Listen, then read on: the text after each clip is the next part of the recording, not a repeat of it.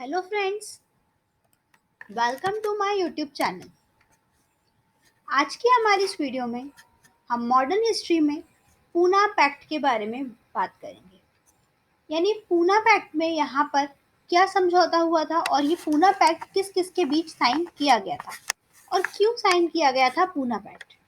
इसके बारे में कंप्लीट डिस्क्रिप्शन हम आज की हमारी वीडियो में कवर करेंगे। तो चलिए स्टार्ट करते हैं पूना पैक्ट के बारे में। पूना पैक्ट 1932 में साइन किया गया था और ये साइन किया गया था महात्मा गांधी और डॉक्टर भीमराव अंबेडकर के बीच। In 1932, B.R. Ambedkar negotiated the Pune Pact with Mahatma Gandhi. The background to the Pune Pact was the Communal Awards of August 1932, which provide a separate electorate for depressed classes. अब यहाँ पर जो 1932 में Poona pact था, ये B are Ambedkar और महात्मा गांधी के बीच हुआ था। अब पूना पैक्ट का बैकग्राउंड ये था कि ये कम्युनल अवार्ड्स जो 1932 में राम से मैकडॉनल्ड द्वारा स्टार्ट किए गए थे, जो कि सेपरेट इलेक्टोरेट प्रोवाइड कर रहे थे डिप्रेस्ड क्लासेस को, उस टॉपिक पर उसको लेकर ये पूना पैक्ट महात्मा गांधी और भीमराव अंबेडकर के बीच साइन किया गया था। On August 1932, the British Prime Minister Ramsay MacDonald announced the Communal Awards, which provided for separate electorate for the depressed classes. यहाँ रामसे मैकडोनल्ड ने कम्युनल अवार्ड स्टार्ट किए थे जो कि सेपरेट इलेक्टोरेट देते थे डिप्रेस्ड क्लासेस को।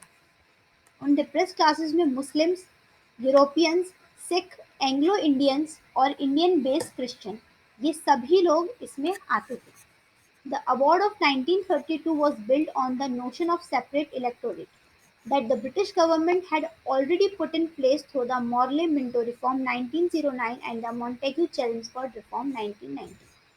अब यहाँ पर जो ये अवार्ड्स थे 1932 के, ये बनाए गए थे जिससे कि सेपरेट इलेक्टोरेट प्रोवाइड कर सके ब्रिटिश गवर्नमेंट डिप्रेस क्लासेस को, has already put in place, जबकि मॉर्ले मिंटो रिफॉर्म और मॉन्टेग्यू चेम्सफोर्ड रिफॉर्म के बदले यहाँ पर ये स्टार्ट किया गया था। Under a separate electorate system, each community was allocated a number of seats in the legislature and only members from these communities would be eligible to vote to elect a representative of the same community. अब यहाँ पर इस separate electorate system का मतलब ये था कि हर community के लिए यहाँ पर एक अलग सीट रिजर्व होगी लेजिस्लेचर में, और वो अपना खुद का मेंबर भी चुनेंगे अगर, या हेड चुनेंगे, तो वो सिर्फ उसी कम्युनिटी के लोग वहाँ पर वोट करेंगे, बाकी कोई और वोट नहीं कर सकता। Mahatma Gandhi was bitterly opposed to the communal awards as the award is tantamount to the constant efforts of the British imperialists to divide Indian peoples into a number of special interest groups and to weaken the national movements. यहाँ पर जो महात्मा गांधी थे वो communal awards के बिल्कुल खिलाफ थे, बिल्कुल अपोज में थे, क्योंकि उनका कहना ये था कि जो ये ब्रिटिशर्स हैं ये इंडियन पीपल्स को बहुत सारे ग्रुप ऑफ इंटरेस्ट में डिवाइड कर रहे हैं और जिससे कि जो नेशनल मूवमेंट्स हैं वो कमज़ोर पड़ जाएंगे। Initially, Ambedkar was in favor of the award as according to him, political solution like separate electorate would work for upliftment of the depressed class. लेकिन यहाँ पर जो भीमराव अम्बेडकर थे वो इन कम्युनल अवार्ड्स के सपोर्ट में थे। मेनली कम्युनल अवार्ड्स क्या थे ये आप समझ पाए होंगे कि यहाँ पर डिप्रेस्ड क्लासेस जो थी उनके लिए एक सेपरेट इलेक्टोरेट बनाना, जिससे कि वहाँ पर लेजिस्लेचर में या लेजिस्लेटिव काउंसिल में उनकी एक अलग सीट होगी। तो भीमराव अम्बेडकर इसके सपोर्ट में थे क्योंकि वो ये कहते थे कि इसके थ्रू जो डिप्रेस्ड क्लासेस हैं वो आगे बढ़ सकेंगे। After the series of negotiation, both Gandhiji and Ambedkar agreed to solution called Pune Pact and thereby withdrawing separate electorate for depressed classes. अब यहाँ पर बहुत ही ज़्यादा डिफरेंस हुआ व्यूज़ में, लेकिन इसके बाद यहाँ गांधी जी और जो भीमराव अम्बेडकर थे उनका एक एग्रीमेंट साइन हुआ जिसे कि पूना पैक्ट नाम दिया गया, और यहाँ पर डिप्रेस्ड क्लासेस के लिए सेपरेट इलेक्टोरेट हटाकर एक जॉइंट इलेक्टोरेट रखा गया था। Representation of depressed classes. In a settlement negotiated with Mahatma Gandhi and Ambedkar agreed for depressed classes to be elected by a joint electorate. यानी कि समझौता किस तरीके से हुआ था यहाँ गांधी जी का और भीमराव अम्बेडकर का, तो उनका अग्रीमेंट ये हुआ था कि सेपरेट इलेक्टोरेट ना होते हुए एक जॉइंट इलेक्टोरेट होगा। जॉइंट इलेक्टोरेट मतलब कि जितनी भी डिप्रेस्ड क्लासेस हैं उन सभी के लिए सीट अलग अलग ना होते हुए कुछ एक रिजर्व्ड सीट्स होंगी जो कि डिप्रेस्ड क्लासेस के लिए होंगे, उस पर सिर्फ वही मेंबर्स अपॉइंट किए जा सकेंगे। तो यहाँ पर सेपरेट इलेक्टोरेट को हटाते हुए यहाँ पर जॉइंट इलेक्टोरेट लेके आए, ये एग्रीमेंट यहाँ हुआ। Also, nearly twice as many seats, 147, were reserved for the depressed classes in the legislature than what had been allotted under the communal awards. अब यहाँ पर 147 सीट्स जो हैं वो रिजर्व्ड की गई थी डिप्रेस्ड क्लासेस के लिए लेजिस्लेचर में यहाँ पर टोटल 147 सीट्स जो है रिजर्व्ड की गई थी।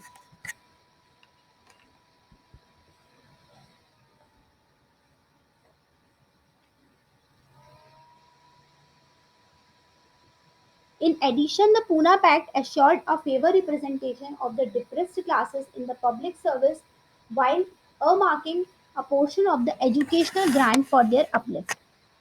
अब इस पूना पैक्ट में डिप्रेस्ड क्लासेस के लिए यहाँ पर रिप्रेजेंटेशन तो दिया ही गया और ये भी कहा गया कि उन्हें पब्लिक सर्विस हो या फिर कोई भी एजुकेशनल प्रोग्राम्स हो उन्हें सभी में बराबरी दी जाएगी जो डिप्रेस्ड क्लासेस है। The Pune Pact was an emphatic acceptance by upper-class Hindus that the depressed classes constituted the most discriminated sections of the Indian society. और पूना पैक्ट में ये कहा गया कि जो डिप्रेस क्लासेस हैं उनके साथ यहाँ पर बहुत सारा डिस्क्रिमिनेशन हो रहा है, यानी कि भेदभाव किया जा रहा है इंडियन सोसाइटी में। तो यहाँ उन्हें बराबरी का अधिकार दिया जाएगा, राइट टू इक्वालिटी दिया जाएगा। It was also considered that something concrete had to be done to give this depressed classes a political voice. The pact made the entire country morally responsible for the uplift of the depressed classes. अब इस pact के बाद, Poona pact के बाद यहाँ पर entire country change हो गई थी क्योंकि यहाँ पर डिप्रेस्ड क्लासेस को ऊपर उठाने का पूरा पूरा प्रयास यहाँ किया गया। As the concessions agreed to in the Pune Pact were precursors to the world largest affirmative program, reservation in legislature and public service and educational institutions, launched much later in independent India.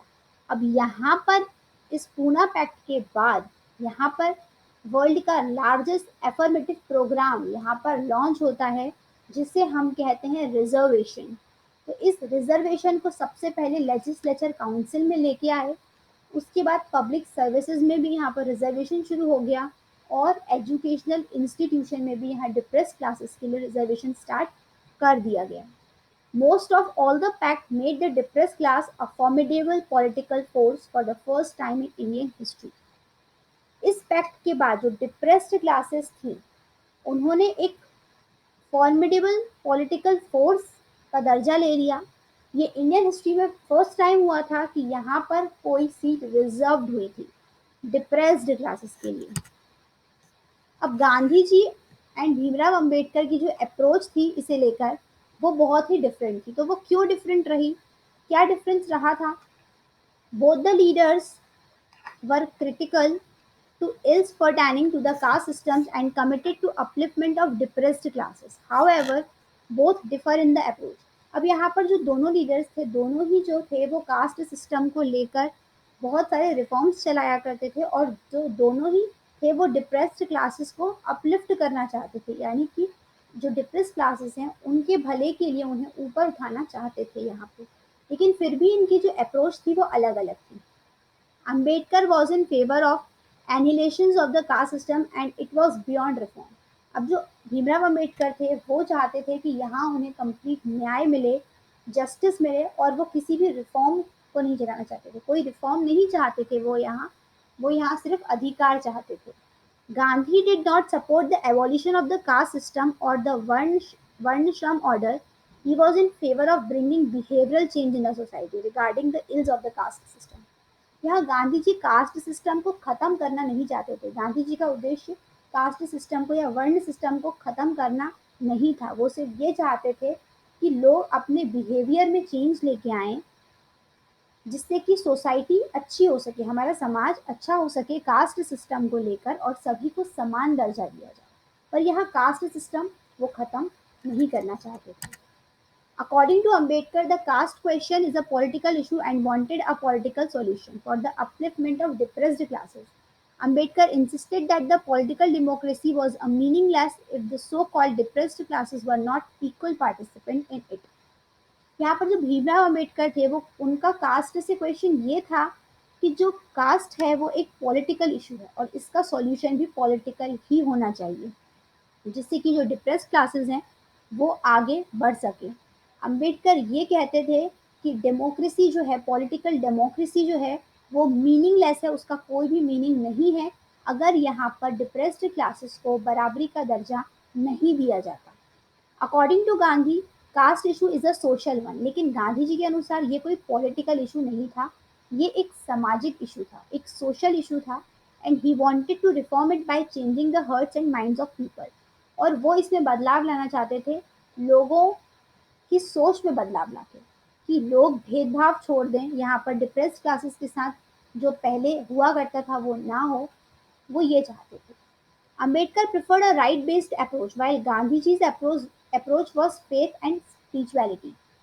यहाँ पर जो भीमराव अम्बेडकर थे उनकी सोच ये थी, वो चाहते थे अधिकार, वो चाहते थे right based approach.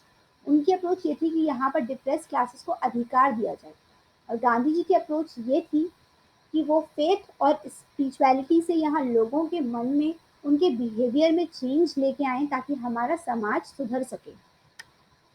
That's why Ambedkar referred depressed classes as Dalit to give them a political identity. और यहाँ पर अम्बेडकर ने डिप्रेस्ड क्लासेस को दलित नाम दे दिया ताकि उन्हें यहाँ एक पॉलिटिकल, एक राजनीतिक आइडेंटिटी मिल सके।